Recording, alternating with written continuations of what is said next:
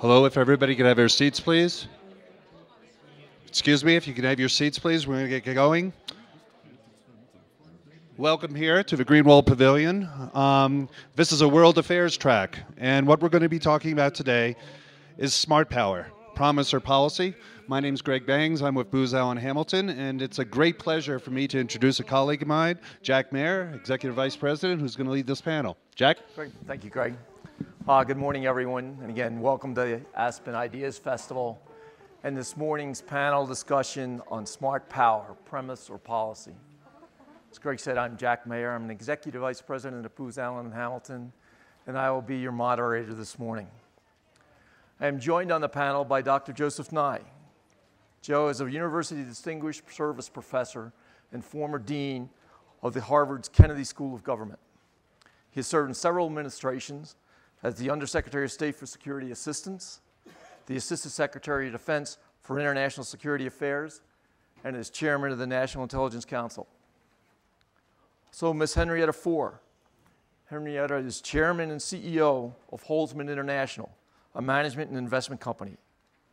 She is former Director of the U.S. Mint, served as the Undersecretary for Management in the Department of State, and was Administrator for the U.S. Agency for International Development. Mr. Greg Mortensen. Greg co-founded the Central Asia Institute and founded Pennies for Peace. He is author of 3 Cups of Tea and Stones into Schools. He received Pakistan's highest civil award, the Star of Pakistan, for his humanitarian efforts to promote education and literacy in rural areas of Pakistan. And Mr. Steve Clements. Steve directs the America Strategy Program at the New America Foundation and publishes the popular political blog, The Washington Note. He serves as the Executive Vice President of the Economic Policy Institute and is Senior Policy Advisor in Economics and International Affairs to Senator Jeff Bingaman. In pursuit of foreign policy strategy, the United States has been willing to project power as an instrument of its strategy since World War II. It has done it in various forms, in various regions of the world, and with various degrees of success. It has withstood the threat of superpowers and won, as evidenced by the fact that it is largely regarded today as the only existing superpower. Yet superpower has its own limitations. When the United States entered Iraq in March of 2003, it demonstrated its power with a strategy dubbed shock and awe, and defeated the Iraqi army in less than 45 days. But by 2005, when the United States was still involved in the conflict, it realized that military might, or hard power, was not sufficient to end the conflict. The military was ill-prepared to undertake development effort required to rebuild a nation and win the support of the Iraqi people. If Iraq and now Afghanistan are examples of the types of conflicts that the United States might be engaged in the future, hard power alone will not be sufficient to prevail. If our foreign policy strategy is going to consider such conflicts as an act of last resort, then hard power alone is not the answer. Today we are going to talk about a new concept for foreign policy strategy called smart power. It starts from the premise that you can mitigate potential conflict situations ahead of time by employing the diplomatic, defense, and economic and development power of the United States to further our influence and national interests throughout the world.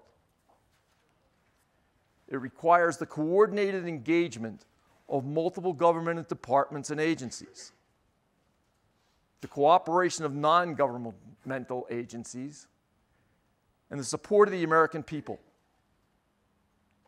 In short, it requires a mega-community approach to foreign policy.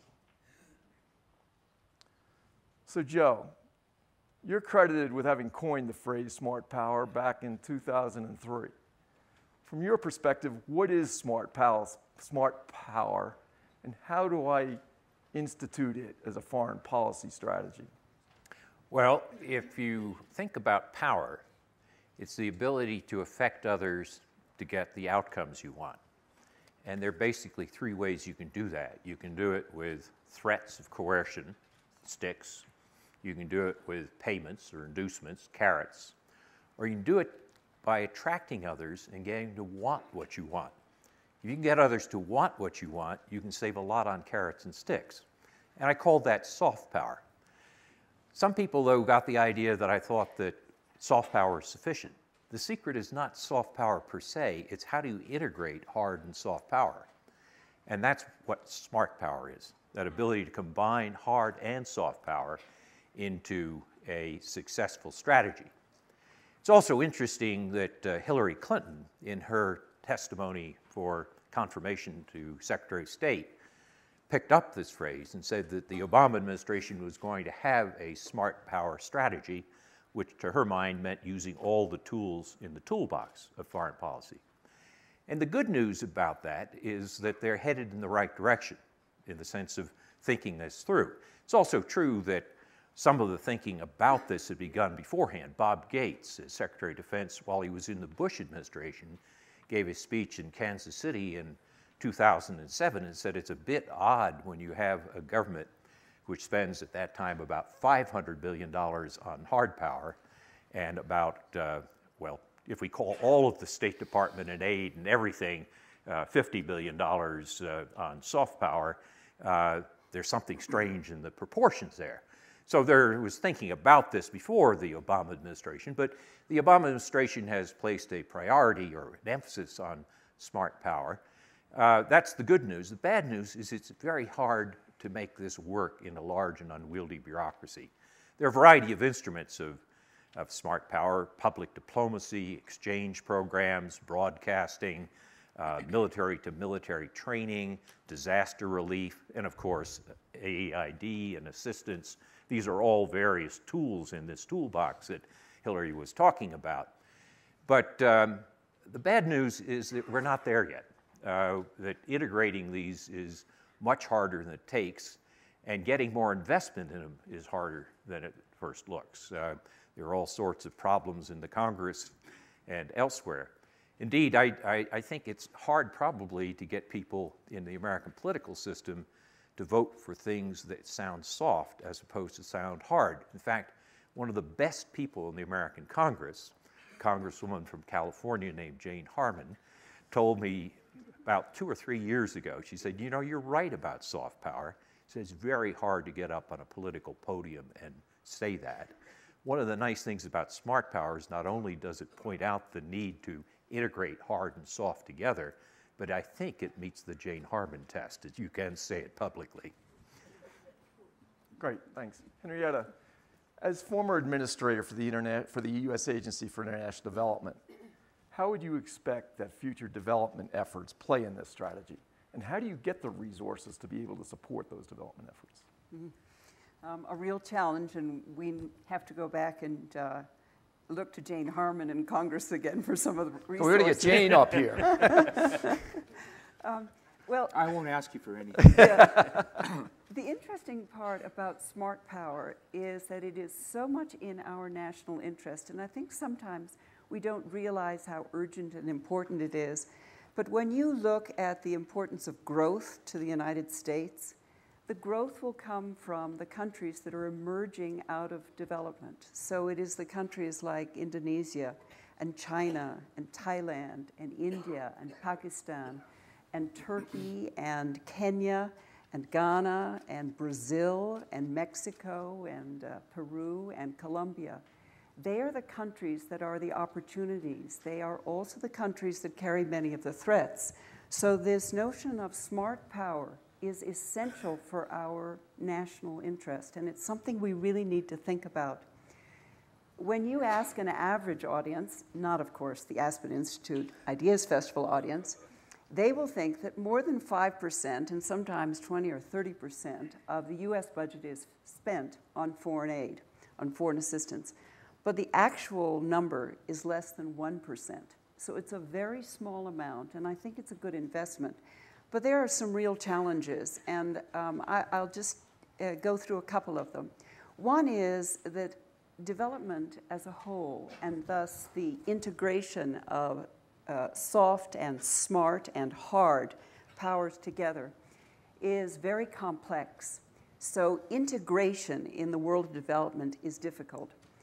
Take the food chain of trying to have scientists that understand the seeds, of trying to get the right farming techniques, of trying to be sure that there's equipment there that can help with the farming, that there are roads, that there are markets, that there's refrigeration, that there's a port, that there are trading regimes that allow this to occur, that the country is not in conflict so that food can move in a country. It's a very interdisciplinary activity. A second area that's very challenging is that of short-term and long-term. Short-term is very important in the whole notion of how we project power and how you win and influence hearts and minds. So that, for instance, the Aspen Institute has a Middle East initiative, and there's been work with girls and boys clubs for livelihoods in the Palestinian territories. That's very important. And Cisco and Intel and many others have programs in which you are training young people in how to use computers and how to use the IT and how to tap into thoughts around the world. But then it's also important to have long-term. There's been a 10-year education program in Indonesia. And Indonesia, as we know, has been a model for moderate Muslim education. So it's important to have both short-term and long-term. There's another conflict that's always pulling at this world, which is that of conflict and post-conflict countries. So 60% of the countries in which USAID works and the development U.S. foreign assistance are in conflict at any time. The average conflict in Africa is 7 years, and it takes 14 years for a country to regain the economic level that it had prior to the conflict. So when you think about that, a country that is in conflict is very difficult. So if we can use smart power, and if we can prevent the conflict, that is to everyone's enormous benefit. And post-conflict is a whole nother situation for us. I saw Olara Tanu, and I don't know if he's here, but he knows the Uganda example very well. And the Lord's Resistance Army, having ravaged the country for many years, there is now a time of reconciliation, but it's very difficult. If you have not learned to be a farmer, how do you become a farmer? You're returning to your village. How do you reconcile with the people in your village? And it is also something that you see in Liberia, where they have lost 2 generations because there is lack of literacy, because the young men headed off to war to armed conflict. So conflict and post-conflict is something that pulls at all of us in the world of development. And I think that as we look at it, there are 2 areas to focus on. One is partnership, that we have to do this kind of work in partnership with the other agencies, but also with nonprofit organizations, with businesses. These are tremendous examples, and I'd like to see the United States go more strongly into it. We can leverage our work. And then the last one is something that you will be very good on, which is we have to talk about our successes. Billboard campaigns really work. Radio campaigns, whether they're talking about what you should teach in your 2nd grade class, or an upcoming election, or about lack of violence within a home, they work. So talk about it. Great, thanks. So Greg, you've been successful in parts of the world where few Americans would dare to tread. These concepts of smart power that we're talking about here this morning, can they be successful in the same places that you've seen success? And do you think that the NGO community would engage with the U.S. in a policy like this? Well, thanks, Jack, and Henrietta, and Steve, and Joe. It's wonderful to be with you, and thank you, everyone, for being here. I definitely think so. I'm going to ask you a question. How many of you heard me talk last night? Okay, don't put your hands up after I ask this question. Some of the best things that have happened, for example, in Afghanistan, where I've worked, in Pakistan for 17 years, nobody knows about it. It's an example of smart power, and it's already happened. It doesn't have to be developed. 10 years ago, there were 800,000 children going to school in Afghanistan, mostly boys that hide the Taliban. Today, there are 9 million children going to school in Afghanistan, including 2.8 million females. And how many of you knew about this before I told you right now? Okay, where did you hear about it? Bill Moyers, okay. I was on my books, okay. Anybody else? It's not, pardon me? David Petraeus, okay.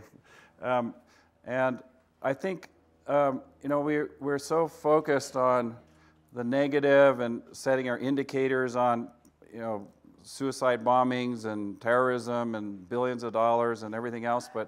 And the real reason that's happened, though, is not because of U.S. aid or assistance. Some of it, we're partly responsible. And I was briefing 5 U.S. senators on Capitol Hill about this last year.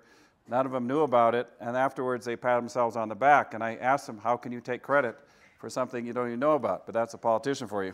But anyways, yes, we have had some part in it. But the real reason is because the communities have been empowered. And I think what you're talking about, smart power, maybe if I could add an EM in front of it, smart empower, empower people.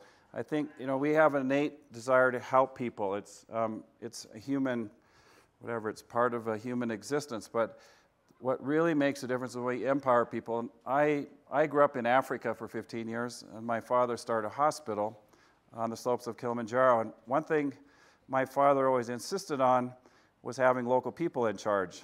And that often didn't go over very well with the Americans and Europeans. They said, you need a qualified Westerner to run this hospital. But my father insisted that an African run the hospital. And finally, when the KCMC hospital opened up in 1971, at the inauguration, my father got up, and along with Julius Nyerere, the president, and gave a small speech. And he said, he predicted that in 10 years, all the department heads of the hospital would be from Tanzania. Basically, my father got fired within a couple of months for having the audacity to believe this hospital could be run by Africans. So we came back to the States, and my father unfortunately died from cancer, but 10 years later, we got the annual report, and all the department heads were from Tanzania. And even today, 4 decades later, all the department heads are from Tanzania. In Afghanistan, there's an incredible program going on. It's an Afghan program. It's called the National Solidarity Program, and they've done amazing things in many, many provinces. This is a completely, it's an Afghan endeavor, and I would like to see more funding going to programs run by people. And I'll just give you one more little example. We set up, by last year, I think about 14 women's literacy centers. Women learn how to read and write, and literacy, and hygiene, sanitation, nutrition. And my wife told me, why don't you let the women run the show? And it's kind of a little bit out there idea. But so last spring, I got the Main Shaker women together, and we got them so they could meet once or twice a month. We also gave them cell phones where there's cell phone in the range of cell phones. And within a year, they had tripled the amount of women's literacy centers. We didn't put one dime into the new centers. And they told me in the next year, this year, they're going to put in about 1,000 women's literacy centers. And this isn't totally on their own, but it's kind of scary too when women, I think the other missing link is women. Generally, men run most of these programs, but we don't involve women. There are some great programs with women, but I do think it's important we involve them. And I think the other thing to smart power, which you advocate, I just want to be an advocate for smart power, is that we have to have relationships. We can't just go cookie cutter projects around the world. Without relationships, nothing will happen. General Petraeus read 3 Cups of Tea, as you mentioned, and he said there were 3 important points in the book that he had gleaned that he wanted to impart with the troops. And being a military general, he summarized them 3 bullet points, which makes it easy here. He said, number 1, we have to listen more. But listen means humility, and also looking at a perspective from not our own myopic lens, but from their perspective. And number 2, that we have to have respect, and respect means humility. Number 3, that we have to build relationships. And I would just like to briefly just talk a little bit, from my perspective. Everybody is your General McChrystal and the Rolling Stones on everybody's mind, so I'll just briefly, just for a minute and a half, talk about this. But when General McChrystal was appointed last April, he replaced General McKiernan, who was fired. And General McKiernan was fired just 2 days after he had apologized for the errant bombing of 29 people in Herat. And I think that might have been one of the reasons he got canned. He was also not properly advocating, or that they felt not doing COIN properly.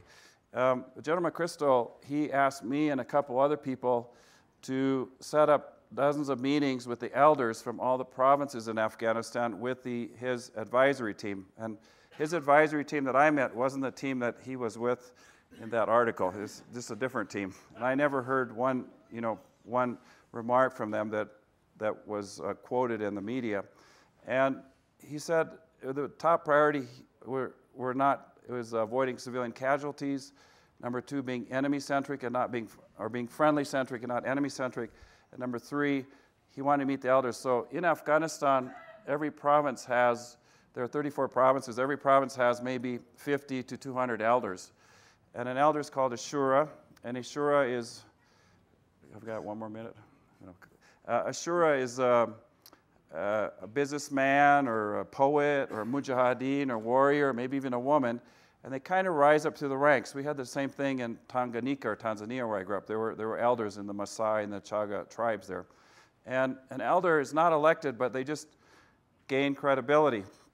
And so over a period of the last year, these meetings started to happen, and it was only last month, or 2 months ago, President Obama actually asked, ironically, of all our government entities, he asked the military to advise him in a meeting in Capitol Hill for two hours at the White House, what are the elders saying to us in Afghanistan? So this is the first time our president in 10 years has asked, what are the elders saying? And also President Karzai last month, from June 2nd to 4th, he summoned 2,000 elders to Kabul. This was kind of in response to President Obama. What are the elders saying? And maybe later on I can tell you what the elders are saying, but I think it's the key to that. And I also, in American culture, I get really nervous, and I really don't like talking in front of adults. But I go to lots of schools every year, 120, 150 schools, and I always ask students this question. Maybe I can ask you this question. How many of you have spent a lot of time, more than 10 hours, talking to an older elder, or your grandparents, or your grandmother about the Depression, or World War II, or the Vietnam War, Civil Rights Movement, or maybe the partition in Pakistan and Afghanistan? And the average in the US, I consistently get is 5 to 10%. Now, if I ask the same question in rural Afghanistan or Pakistan or even in Africa where I grew up, 90 or 100% of the hands come up. And I think that is one of the greatest tragedies of our country, that we don't have that tradition where we can learn and glean from our elders about our heritage, our folklore, our culture, and also many of the important lessons that we learn in history, like the Marshall Plan. So if we can add EM in front of smart power, smart empower, and that relationships and elders, then I think then we've got a long ways. We've gone a long ways. Great. So Steve, you've heard what the other panelists have had to say. And from your perspective, would the American people buy into a strategy called smart power? And even more so, would the Congress be willing to support it? And by support, I usually mean fund. Well, Jane should really answer that question, not to keep using her as our crutch. I don't want to be too much of a skunk at the picnic. Joe Biden says he thrives on being a skunk at the picnic, but I need to be the friendly skeptic somewhat to raise at least some of the other sides of these interesting questions. When I listen to Greg and I listen to Henrietta, you really get a sense of how individual events, or how an engagement in a community, a micro event, can have potentially macro results. And that is the great side of this story. The downside of this story, I think, is embedded to some degree more in Joe's more macro perspective of thinking about what smart power is and thinking about strategy. And to some degree, I think Americans today are faced with a lot of challenges. They see a world out there where the equilibrium, the predictability we used to have in global affairs no longer exists. The equilibrium has been blown apart, and we can discuss that later, what that means. They see nations like China rising. China is important because China goes into country, it looks at its own smart power. It doesn't worry a lot about the moral questions, but it does make a lot of people rich. And in my view, China is not taking a philanthropic approach to development. It's taking maybe a mercantilist approach, and it is nonetheless probably creating tomorrow's middle classes and elites in a lot of societies, whereas I think we're doing something that may be, morally better, but we need to be aware of some of these other plate tectonics in global policy. We need to be aware, for instance, as I admire everything Greg is doing, I spent a few weeks ago some time with the Taliban's former foreign minister and the Taliban's former ambassador to Pakistan.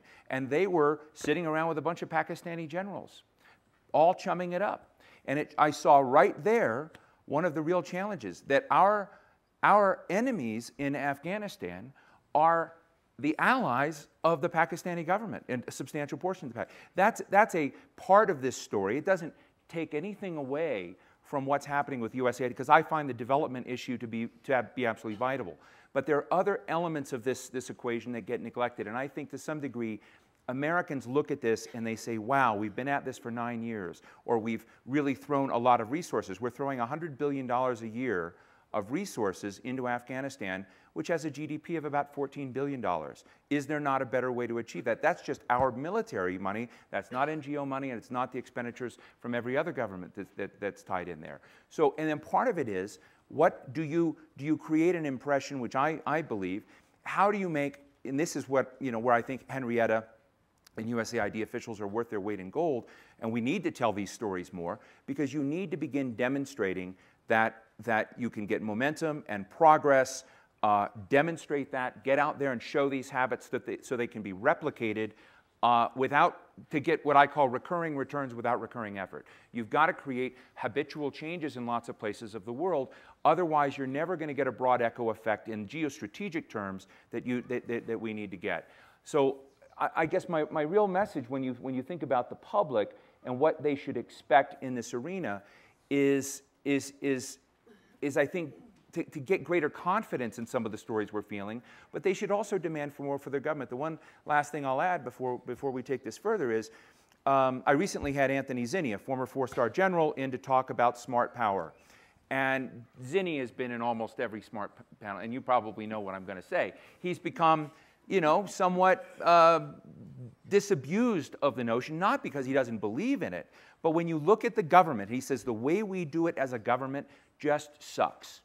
And we have a dysfunctional set of players in this arena who don't work well together. We now have a quadrennial diplomacy and development review going on, which has awakened all of these turf battles inside the government. Rather than bringing them together, you have a ferocious fight over nation building and where those assets should be placed and who should do them. And this is just, on theory and paper. And I think to some degree, that needs to be fixed. Tony made a recommendation which I instinctively think is horrible, but I understand where it came from, his frustration. He said, the DOD plays scenarios of everything. They say, if we're going to go in and we're going to invade a country, or we're going to go in and try and change it, we play out 17 different scenarios.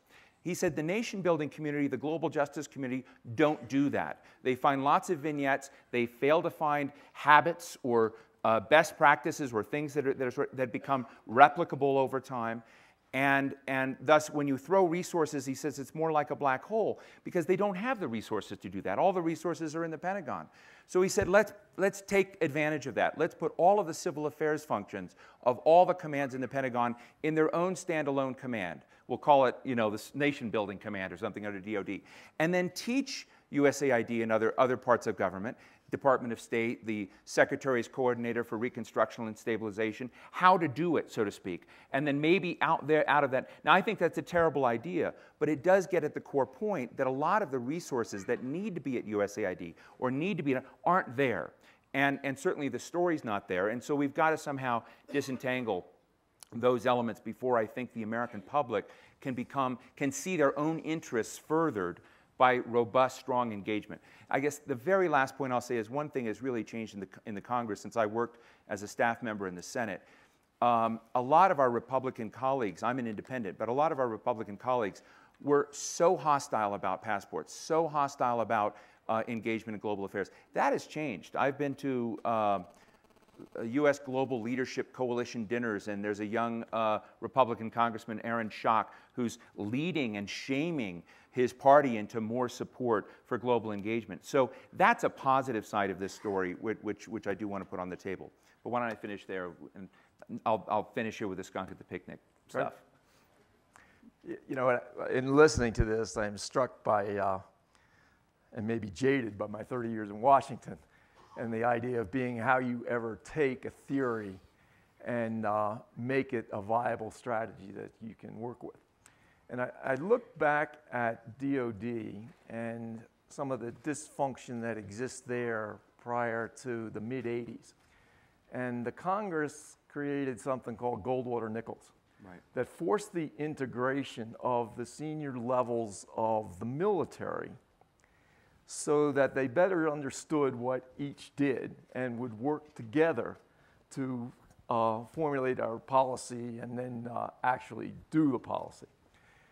Is it possible that we need that sort of thing on an interagency basis in order to bring something like this about? And is that even possible on an interagency basis?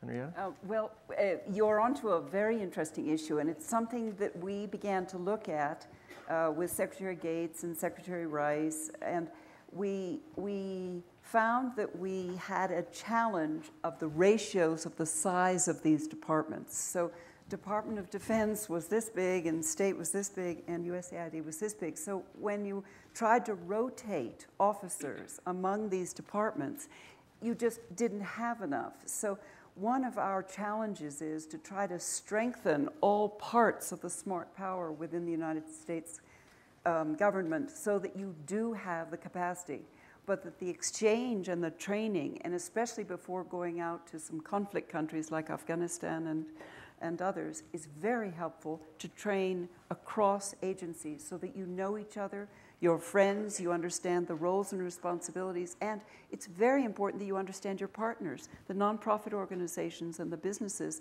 that are out working there, because you have to be, exactly what Greg is saying, you have to empower the local people. And that's something that you need to translate from Washington to the field.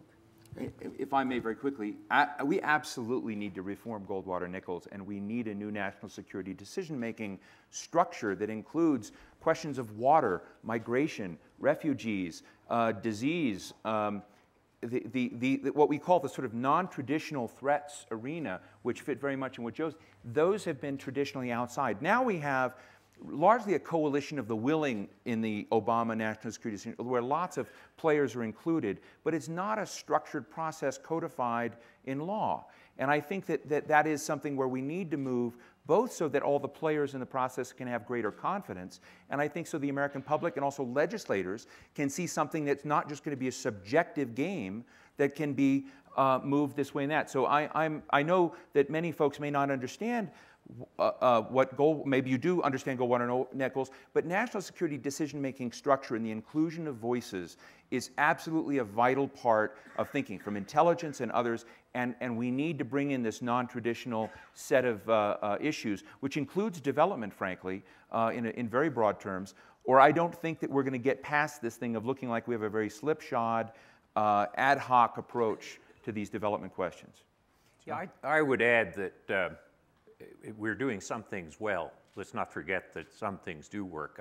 The Peace Corps is a good example. But let's take the military. If you think of the military, we always think of it as hard power, you know, shooting your way into some place. Think of the following example. In Indonesia, the largest Muslim country in the world, in 2001, the United States was popular with 75% of Indonesian people. By 2004, after we used the military to invade Iraq, it went down to 15%, 1-5.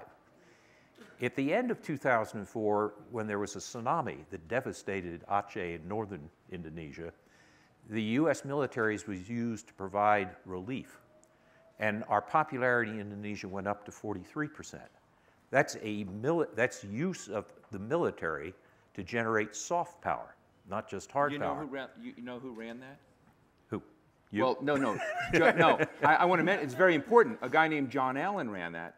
John Allen was until 2 weeks ago deputy CENTCOM commander under General Petraeus now, and is the guy who started, the first guy when he was commandant at the Naval Academy, started teaching Arabic, Muslim, taught these appreciation courses, and I mean, he's a very unique guy. So I just wanted to add to. No, it's a good point. The larger point I was trying to make, though, is that the government is doing a number of things well, but there isn't a strategy that pulls them all together, and that I think is where we're really lacking. And that's part of the bad news. I mean, the good news is that there are many things that are being done well, but we haven't found ways to pull it all together. And also, we have a government which is composed of a giant and a lot of pygmies.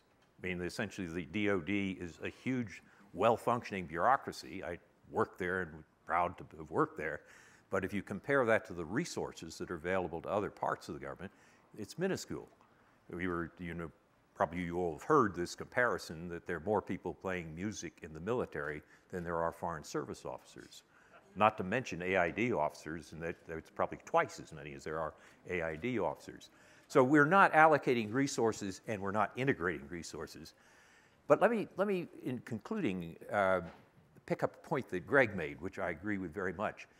The great projection of soft power from the United States comes as much from our civil society as from our government.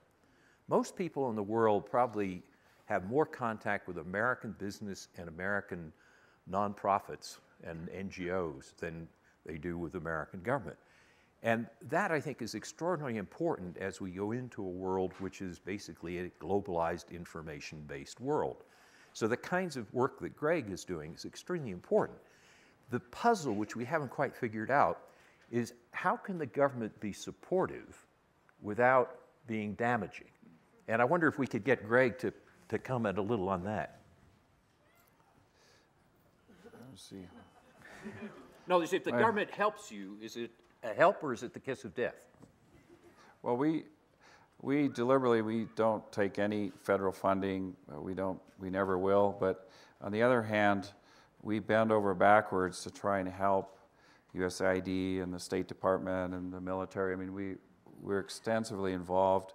But the reason we do that is just we don't want to be perceived as an instrument of the U.S. government. On the other hand, because of the goodwill, we really work hard, even at threat sometimes, to try and help, like the State Department or people inside the embassy who rarely go outside, and we bring people into the embassy so they can meet them, and when they meet people, that's when things start happening. I was struck by, I visit about 24 military bases a year, and I help brief troops going overseas. And again, I do this totally voluntarily. I'm not a consultant, and I don't get any. I pay my own way and my hotel and food and everything. But I've been at CENTCOM and also been at SOCOM, which is a Special Forces Command, 3 times.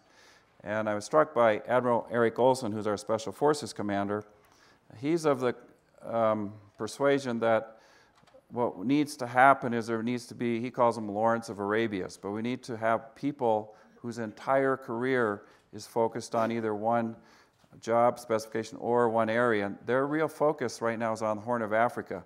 They've already said Afghanistan, Iraq is kind of toast, and it's going to be ultimately political and a dilemma for NGOs and everything else. But in the Horn of Africa, so there's people now whose entire career track is going to be focused on Somalia, Sudan, Eritrea, and they're going to spend years learning languages and cultures and going, and they're also told they're not going to be not promoted because they're going over there. That's what I see often with the U.S. government is Afghanistan and Pakistan are not the particularly most wanted posts, and people every 6 or 12 months they go in and out, and then there's no relationships. And again, I go back to the military just because they have a nice fat budget and everything in the DoD. But when our troops now go to Afghanistan, they're sent on a 3-year assignment. Now, the Marines are there for 8 months, and the Army 12 or 15 months. But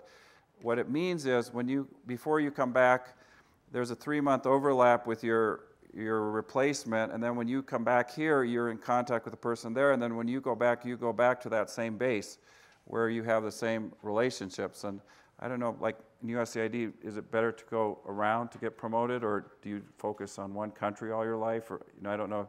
But I think, part of that concept. There's also been some really unique things like Camp Lejeune. Many of our Marines now, before they go to Afghanistan, they have to embed with a gang in Los Angeles for 4 or 6 weeks, because they said fighting the Taliban is not this ideological entity, but they perceive it more as fighting a mafia or a gang. And if you want to get into that later, we can discuss that. But and it's had quite a bit of success when they're seen as more a criminal element and a gang and a mafia, not just this kind of ideological big entity. And I also, having spoken many times with Admiral Mike Mullen, who was here a week ago, and General Petraeus, they will both tell you there's no military solution in Afghanistan, period. And I think it's somewhat unrealistic now. We, meaning the U.S. people and our government, we expect the military to solve all our problems, and we expect our soldiers to be diplomats, warriors, and humanitarians, which, I'm just a humanitarian, and I can barely do my job, let alone be a diplomat or a warrior. And there are, I always have these figures to just give you an idea. We have roughly 95 to 100,000 U.S. troops in Afghanistan now. There are 35 to 40,000 coalition troops and 90,000 Afghan troops. That's 220,000 troops against 25,000 Taliban. We outnumber them 10 to 1. Our budget there is, $7,500 billion. They have no air power, so we definitely need to think about other ways, because obviously there's no military solution, but the kind of tragedy is also the DoD is getting all the money to try and solve this problem. But I also have seen a tremendous growing curve in the military. Admiral Mullen, he said, I'll quote him at his speech at the American Legion National Convention last August in Louisville, Kentucky. He said, historically, we have been far too arrogant in the world. He means the United States. And we need to go out and serve with humility. And then he said, the Muslim community is a subtle world which we don't fully and don't always attempt to understand. And only through the shared appreciation of the people's cultures, needs, and values can we ourselves hope to supplant the extremist narrative. And I'm just quoting a military admiral, because just to show that even a hard, lifelong military admiral, those words are quite profound when you think about them. And I didn't hear that from a politician. I heard it from a military admiral. So I think we can all, I think the soft power is something I don't want to get back the question to you again. Well, actually, what's interesting is some people at the top of the military understand soft power and learned it before some civilians. And some of the people who learned it in the military learned it the hard way. I've had a number of students at the Kennedy School have come back having been captains or majors in Iraq or Afghanistan, and realized that the old military doctrine we have wasn't adequate for what they needed. Sure, we could storm in and take the place quickly with shock and awe as you started. Then what do? You're suddenly the mayor of a town in northern Iraq, or the de facto mayor, and what skills have you been trained for? What resources do you have at hand, and how are you going to manage this? And to just say, look, I'm trained to shoot and break things, and I'm not supposed to do this, you don't have that luxury. And you wind up learning to do it on the ground. And that, I think, has been a huge change in the American military in the last half a dozen years. So in many ways, the military have learned the importance of soft power, but even more how to integrate it with hard power, which is what SMART is about. We too are resource constrained. Our resource here is time. So in the interest of our audience, I'd like to turn to you and see what questions we have, and start with this gentleman right here. Yes. Hi, Eli Lake from the Washington Times. This is a question for Dr. Nye. Is fear a useful emotion in the current international system? Is it important, or is it useful to have rogues and rivals fear American power? And how do you instill that fear in spoilers in the international system while also persuading potential partners that our goals are similar to theirs? That's a very interesting question, and one which has long classic origins. If you go back to Machiavelli, which was in the 1500s, he asks the question, is it better to be feared or to be loved? And he decides it's better to be feared, but it's actually better to be both. And that's the secret of smart power. There are countries, Korea, Iran, and others, where soft power is not going to do what you need, where you actually have to demonstrate that you have a military capacity. And there are also places like U.S. position in Asia, where our troops in Japan are important for setting a structure of protection for the area as a whole, which is extremely important. So yeah, hard military power and the fear factor that goes with them is and remains important, but it's not sufficient. And it's absolutely essential to combine it with soft power. So Machiavelli ended this discussion by, in the Italian city-state system of the 16th century, he said, the prince who is feared will do better than the prince who's loved. But the opposite of fear is hatred. And he said, if the prince is hated, then he will lose in the long run. Yeah, I remember as a student at West Point, it was not fear that they taught me, but the idea was respect. And they said you didn't have to be loved, but you had to be respected. So, I have a question back here.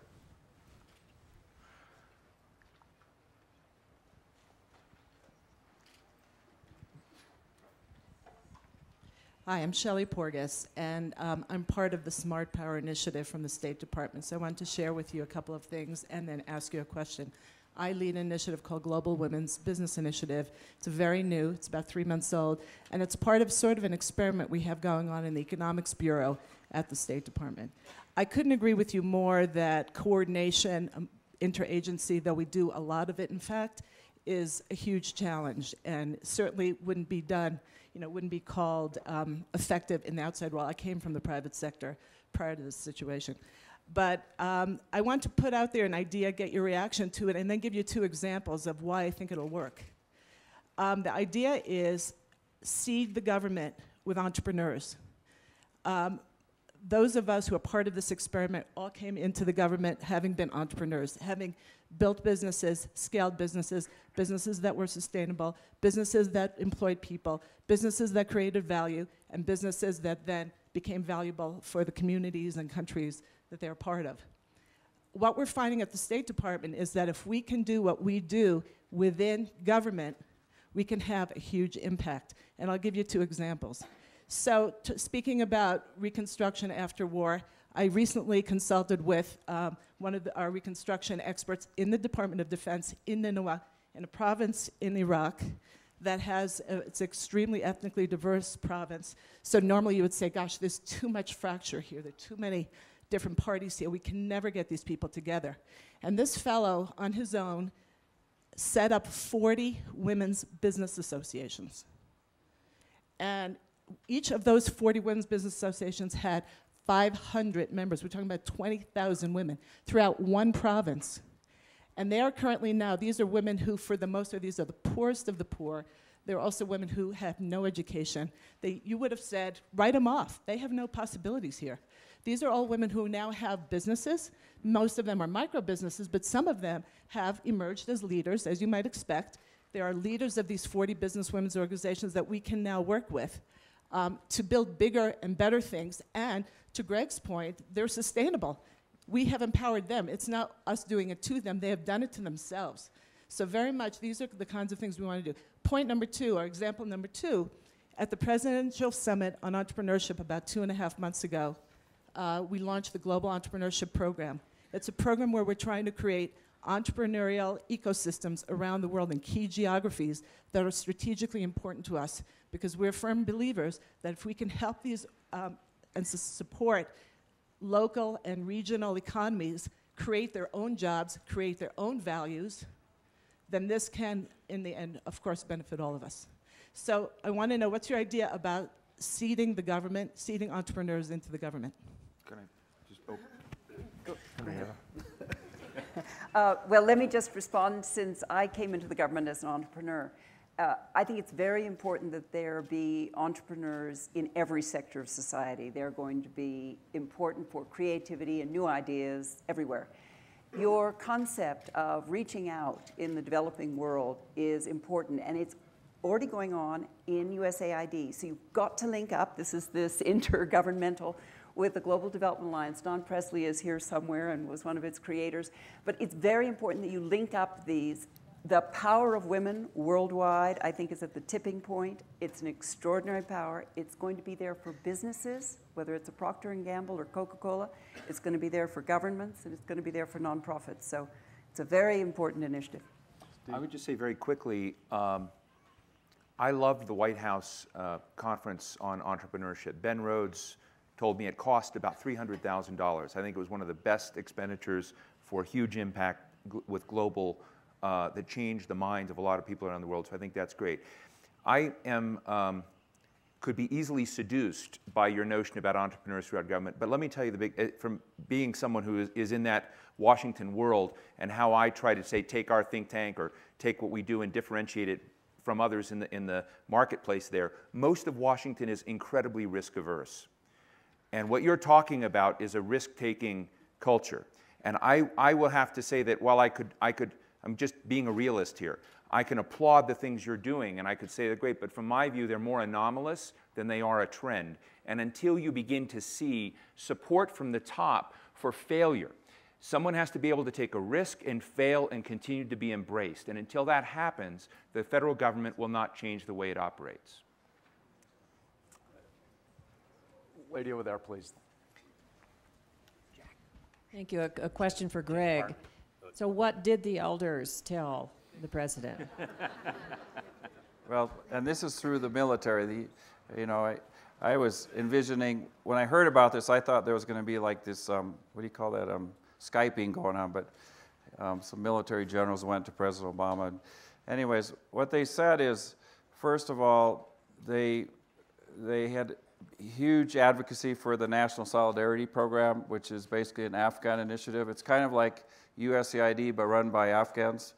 And the second thing is they said, please do not bomb and kill civilians. I mean, that's probably one of their top rhetorics. They said, if you don't like somebody, we'll go get them ourselves. And the third thing they said is, we would like to be involved in the discussions, which to me, it's very exciting because this is now starting to happen. And I think I'm always somebody who really admires the elders and wisdom of the ages, but after World War II, you remember the Marshall Plan, and I think it was a brilliant plan, and I've studied it extensively, but the Marshall Plan, especially in Italy, the brilliance in it was provincialized and decentralized. So after Afghanistan, in December 2001 was the Bonn Conference, and 24 countries got together, and they decided to pledge some money on how to rebuild the country, but they set it up as a very centralized, deprovincialized type of system.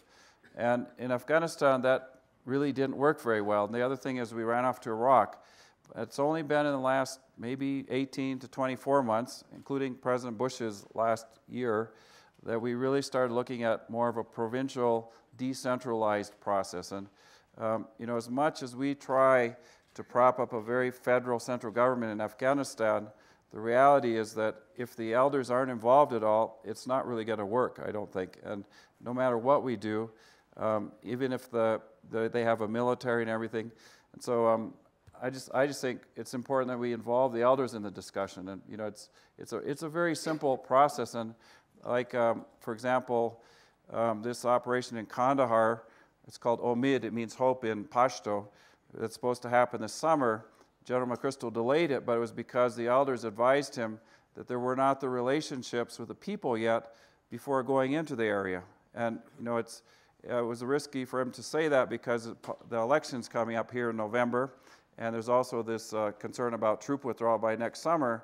But because the elders suggested spend some more time to work with us, get our local people involved, help us, with this whole process, we think it's very dangerous for you to do this right now. And so that operation has been right now delayed a little bit. And but it's because the elders were involved in the discussion. But I think the general public, we want to see some results for all our deployment and our billions of dollars. So, but that's just an example of the elders having some influence now on a huge military operation that is supposed to happen quite soon.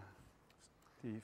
Just real quick, I mean, Greg has mentioned the Marshall Plan, and I think it's important to look back and think about these big strategic moves that the United States made in which it did so much global sculpting, and to then look at the period we're in today, and I think we should be raising our expectations of what we do with our applied resources and applied thinking.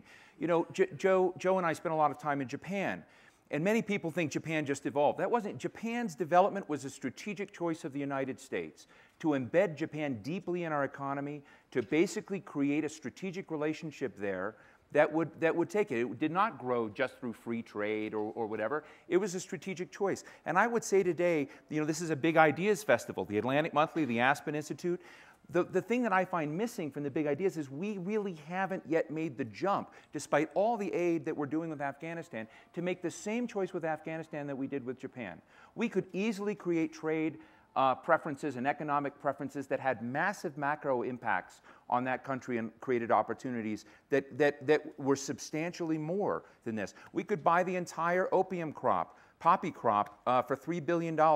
Just a pittance, actually, in terms of what we're spending, and completely convert the I mean, we're not doing those things. So while we're talking about this, I want to just say that while you're absolutely right on the Marshall Plan, we're nowhere near that level of thinking today, in my view. And the big idea that I would hope the Atlantic might look at is what are those big ideas that we have in our history, the metaphors of interaction with the world that could help sculpt us and take it in a different direction.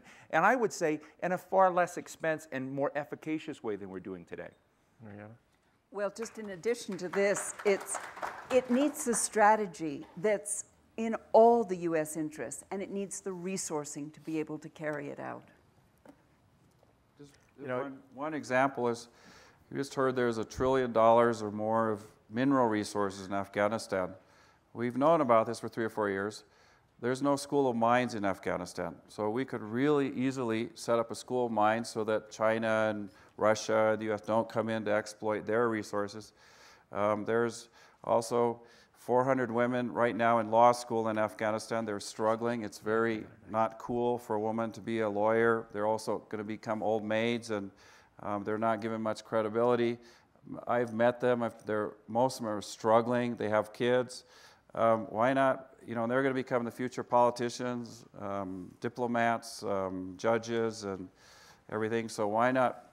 You know, there's some small micro areas, like set up a school of mines. We have set up a military academy in Afghanistan, there's 24 universities in the country, but it is the finest university in the country.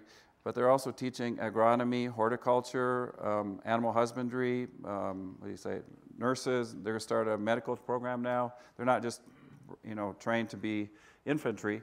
And every bright student in the country wants now to go to the military academy because it's the finest education. It was set up by a high school teacher who's a colonel from Oklahoma. And it's been going on now, I think 5 years ago, set up by National Guard colonel who's a high school teacher. You know, I'm struck when we cite the Marshall Plan, because there's been nothing since that's like that. And it's not clear to me that our plan shouldn't look more like the, quote, Vietnam plan, if indeed it was a plan that evolves like it does over a long period of time.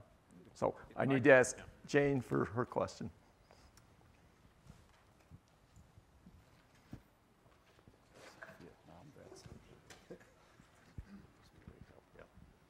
Well, thank you. Sitting here, I thought of the next big idea. I'd like to propose it, which is that President Obama should make these 4 panelists the new czars for smart power. They represent all the political parties, Democrat, Republican, and Independent. And I think we'd be a long way ahead if they were out and about. I know you're out and about, but the others are more confined. And I think it's a spectacular panel. Let me say a couple things, because Joe and Steve have made comments about what does Congress think. That might be an oxymoron. I'm not sure that Congress thinks. But putting that aside, I think first, Joe, that smart power is our new national security doctrine post-Cold War. I think you coined the term, but I think that is what we do. We don't do it very well. We do it episodically, but we don't do it well. And I think that's where we have to go. And we should congratulate Bob Gates for speaking out over and over and over again about the need for more resources at the State Department. And everyone is watching Gates and Clinton work seamlessly together on the projection of U.S. power. So that's a good thing. But how does Congress think about this? There is not yet enough political value for smart power.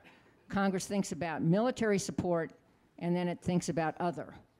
I think the first time I really saw this argument joined, not very effectively, but was in the last several weeks when we voted on the supplemental for Afghanistan. And a number of people, certainly including me, said, why are we going to spend another $33 billion for this surge in Afghanistan when we spend just a small fraction of this on more dangerous places like Pakistan, for example, which is right next door? And I don't think there's an easy answer to that. Here's my question. In a time of constrained resources, none of you mentioned this, but no one is missing the debt and deficit. And Bob Gates even is saying, to his credit, that we have to look at cutting back the defense budget.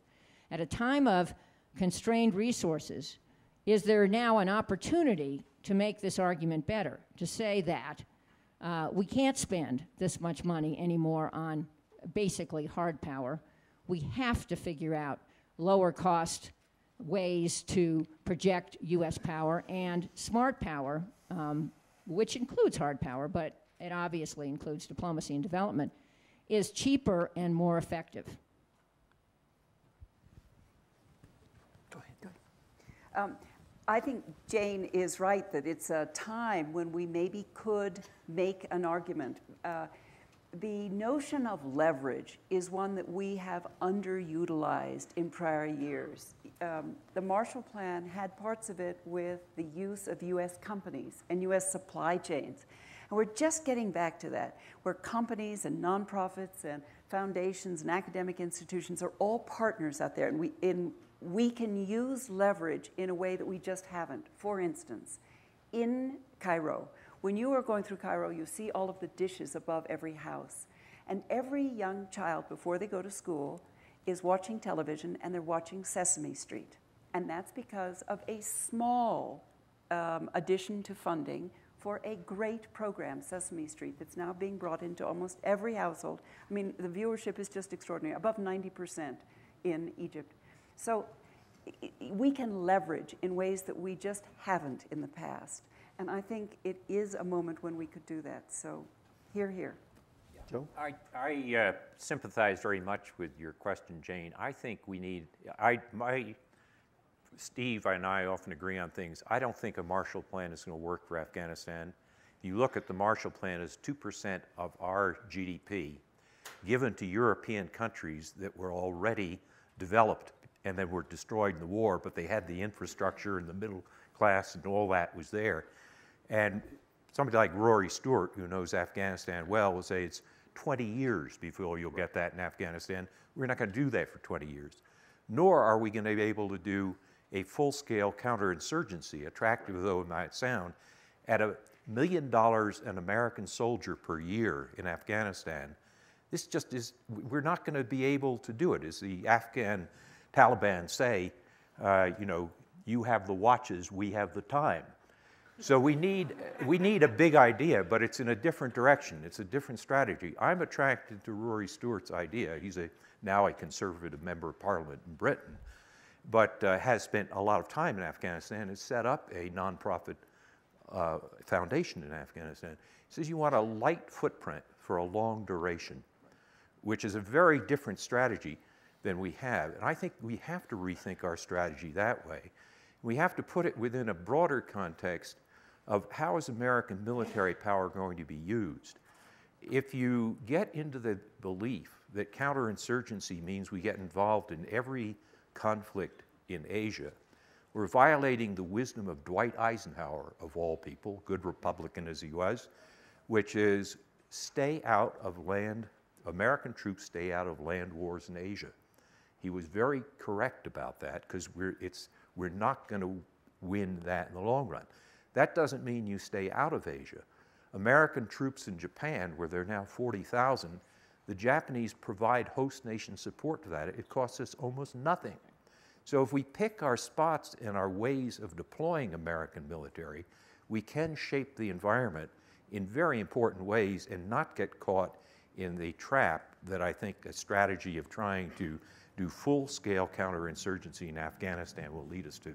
I just want to say for the record that I largely agree with Joe's concerns about the Marshall Plan per se. I would I'm using it in a metaphorical sense, that there are different strategies that can be used completely with a much lighter footprint with various economic approaches that I think there. But I want to respond directly to what Jane said, as I think it's so important to not get stuck just in the Afghanistan silo, to think about American power globally and what's happened. When I go around the world, I really see that the biggest national security challenge for the United States is to show the world we can accomplish anything we say we're going to do. Because there's such an enormous doubt today in our ability to do anything we say we're going to do. We're a lot of platitudes, there's a lot of rhetoric, but we don't have a lot in the results column. And this is translating not just into the animation of various foes. More importantly, it's translating into doubt in allies about our ability to be there for them when they need them. This has created, I think, something we've got to overcome.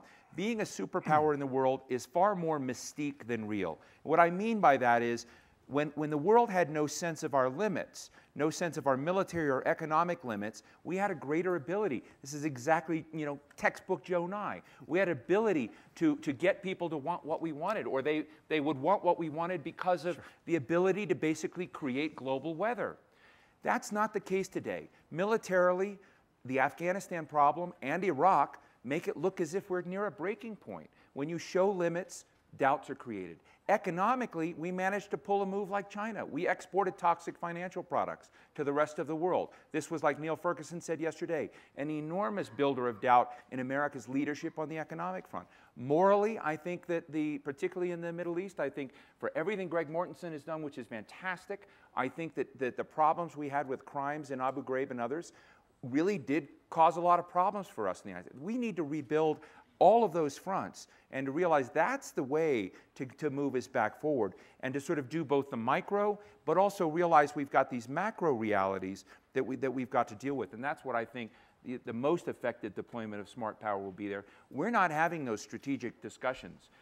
Dwight Eisenhower, when he came in after Truman, was dealing with the problem that he had a bunch of Republicans around him who hated the notion of containment.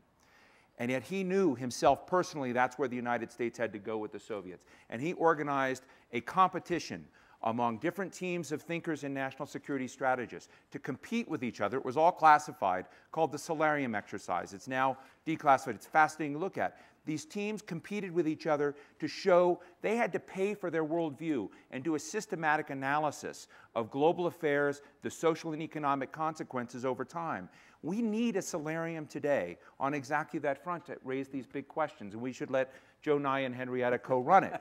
And we can testify to Jane Harman and others. But I think that is what's missing. And in a discussion about smart power and American power and global strategy and where things like Afghanistan or Iraq fit in, it's, I think, criminal not to talk about this in the broader context of the cost and benefits of the different things we're doing.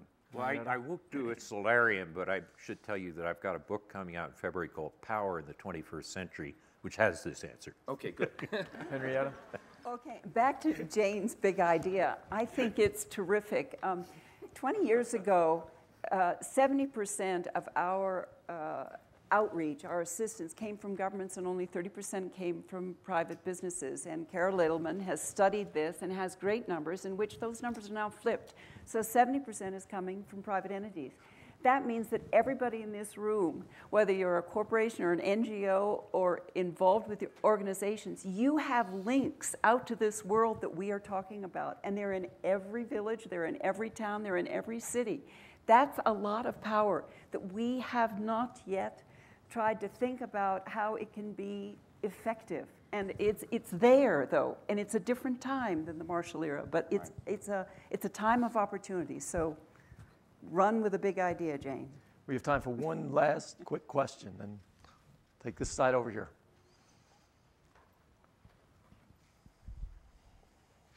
Okay, John Debs from Palo Alto. My big idea is I think we're all avoiding the big idea. We shouldn't be in Afghanistan. Maybe Mr. Stewart's idea is the way to go, but it seems to me, you've all heard the arguments, Al-Qaeda isn't there and so on. We're not going to win this war, and the public isn't going to stand for it for long, and we can't afford it. So I'd like to hear why we should be in Afghanistan following the policy we are. Great, we can run down the line. I'll take a first crack at it. If it were de novo, I would agree with you. But history is, as they say, path dependent. We're there. If we suddenly withdraw immediately, you'll have India and Pakistan and other neighbors filling the gap in a civil war in Afghanistan, and that'll destabilize Pakistan, which will affect India. It'll have much larger implications. But we're not going to be able to control Afghanistan. We're not going to have a central government in Afghanistan, which is under our control. And the idea that we're going to do full-scale counterinsurgency, which would take 10 years and 3 times as many troops as we have there, that's not going to happen. So the reason I'm attracted to the Rory Stewart idea of a limited footprint for a longer duration is it's a way to answer your question, which is better than sheerly getting out quickly. Greg? Well, you know, you meant military presence, right? Well, I definitely, I mean, if you ask our military commanders there, as I mentioned before, they also will tell you there's no military solution in this country. And I also, I have, particularly for Afghanistan or Pakistan, I really think, you know, I'm an education advocate, and whether or not the U.S. military is in Afghanistan, it's not really going to affect our work very much. You know, it's because we have the relationships. And I also, you know, this is a different, I was at the FBI headquarters last week, and I was talking to all the 300 counterintelligence people, counterinsurgency. And it was interesting. I was really struck because I was thinking of the FBI as more older bunch of guys and, you know, white crime and blue crime and all this stuff, but about half of them were women, and they, in their counterinsurgency counterintelligence, get mixed up between FBI and Afghanistan, they were looking at things like population, water. They have experts on all these fields, and this is within our government already. Also, women's entrepreneur ideas as a way to, you know, for national security. I'm just going to close with an example of population, and I think, well, it's proven the number one way. I think the biggest problem we have in this planet is there's too many people, especially if you look in 3 to 5 generations. Pakistan's going to double in population in the next 27 years, from 175 million to 350 million people. If we think we have problems there now, you know, and the reason for that is their female literacy rate is about 35%. Bangladesh, in 1970, the female literacy rate was less than 20%. Today, it's 65%. The average woman in Bangladesh 40 years ago had 9 births. Today, the average woman has 2.8 live births, and it's just reaching apex. So in Afghanistan, you know, the way I look at whether or not, if the military's there, we're going to try and help them, but if they're not there, our work's going to go on, but it's because of the relationships. Like, and it's what Rory Stewart advocates and we are talking about. So, and we can pull out the military, but I also think our military is supporting a huge amount of our economy, the military-industrial complex. And it's so, you know, that's another thing. Is like, I think that's the reason the Pakistan-India war can't be dismantled in Kashmir, because it's gone on now for 3 generations, and there's millions of people and retired military officers in Islamabad and Delhi who have big stakes in that. And so if you dismantle the whole war, then what are you going to create in the void of it? So I don't know. That's a question for the Congresswoman here. Well, failed and failing states create a real problem, whether it is from a military aspect or from development or from diplomacy. And when you look at the indicators for insecurity and instability, it is usually due to poverty and it is due to poor governance. So it is a dollar that you invest in preventing a conflict is the best dollar you can spend. But once you're into a conflict, if you cannot resolve it peacefully and to have stability, you've created a whole nother problem that will cost much, much more in the future, in lives as well as in finance. Steve? This last week, Foreign Policy magazine issued its Failed States Index. And in that index, if you looked at the top 20 nations there's some real troubling concerns. If we invade all of them, as we have in Afghanistan, we'll bankrupt this country and we won't succeed. We have to deal with the problem that we spend more money than all of the other nations in the rest of the world in defense, and yet we don't feel safe as a nation. We're not achieving the security deliverables we deserve.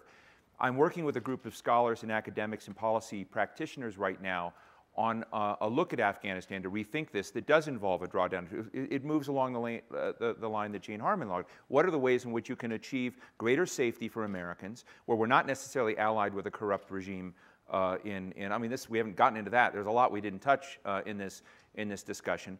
But to look at how do you go back to some sort of thinking about how do you achieve what you're trying to do, which is keeping Americans safe, getting, if you can, a different equilibrium in the region that will generate more opportunity for women, et cetera, that was better than what existed before, but we're not going to be able to deliver on all of the kind of commitments that we would like to see. You know, one of the things that Joe said at the beginning about I don't know whether it's soft or smart, but maybe soft, is trying to get other countries to converge with us, to get them to what we want. That's a really laudable goal, but it's very, very tough in circumstances like this, and we need to dial down somewhat of our expectations about convergence from these societies, that they're just not going to happen. And I don't think it ought to be that either the military's responsibility or the taxpayer's responsibility. So, thank you. Great. I want to thank our panel for joining us today. It was truly stimulating conversation, and hopefully in the future we'll see a different way for the government to work in order to make this a real strategy. Thanks very much. Great. Thank you.